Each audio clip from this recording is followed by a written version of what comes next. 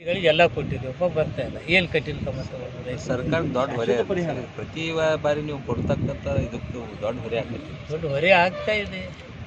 ಅದನ್ನು ಸರಿ ಮಾಡೋ ಕೆಲಸ ಈಗ ಮಾಡ್ತಾ ಇದೆ.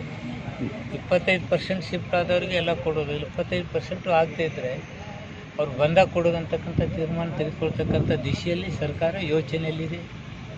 Thank you friends. ಪರಿಹಾರ ನಮ್ಮ ಗಡ್ಡಿಗೆ ನಮ್ಗೆ ಪರಿಹಾರ ಕೊಟ್ಟು ಬಿಟ್ಟು ನಾವು ಹೊರಗೆ ಹೋಗ್ಬಿಡ್ತೀವಿ. ಅಯ್ಯ, ನೀನು ಜಮ್ಕಂಡವನಲ್ಲ.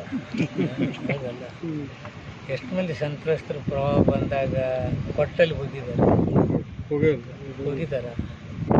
ಬದುಕು ಭಾವನೆಗಳು ಅಲ್ಲೇ ಇರ್ತವೆ. ಆದ್ದರಿಂದ ಸ್ವಲ್ಪ ಆ ಅಟ್ಯಾಚ್ಮೆಂಟಕ್ಕೆ ನಾವು ಸ್ಪಂದಿಸ್ತಕ್ಕಂಥ ಸರ್ಕಾರ ನಾವು ಮಾಡ್ತೀವಿ. ಕೆಲವು ಸಂತ್ರಸ್ತ ನಾವು ಆರಿಸಿ ಹೊರತುಕೊಳ್ಳಿ 100ಕ್ಕೆ 40% ಮಾತ್ರ ಶಿಫ್ಟ್ ಆಗಿ ಎಲ್ಲ ಕೊಟ್ಟಿವಲ್ಲಿ. ಗುಡಿ ಕೊಟ್ಟು, ಸ್ಕೂಲ್ ಕೊಟ್ಟು, ನೀರು ಕೊಟ್ಟು, ರೋಡ್ ಕೊಟ್ಟು, 10 ವರ್ಷಕ್ಕೊಮ್ಮೆ ಅದನ್ನು ತೆಗೆದು ಮತ್ತು ಗಟಾರ ಮಾಡಿ ನೀರು ಹಾಕ ಮತ್ತು ನಡೀತಾನೆ. ಇದು ರೈತನ ಒಂದು ಅಟ್ಯಾಚ್ಮೆಂಟಿಗೆ ನಾವು ಸಿಕ್ಕಿದ್ದಟ್ಟು ಯಾವ ರೀತಿ ಇದೆ ಆ ರೀತಿ ಸ್ಪಂದಿಸ್ತಕ್ಕಂಥ ಕೆಲಸ ಮಾಡ್ತೀವಿ. ಆ ಕೆಲಸ ನಾವು ಮಾಡೋದು. ಸರ್, ಯಾವ ಸರ್ಕಾರಗಳು ಅದನ್ನು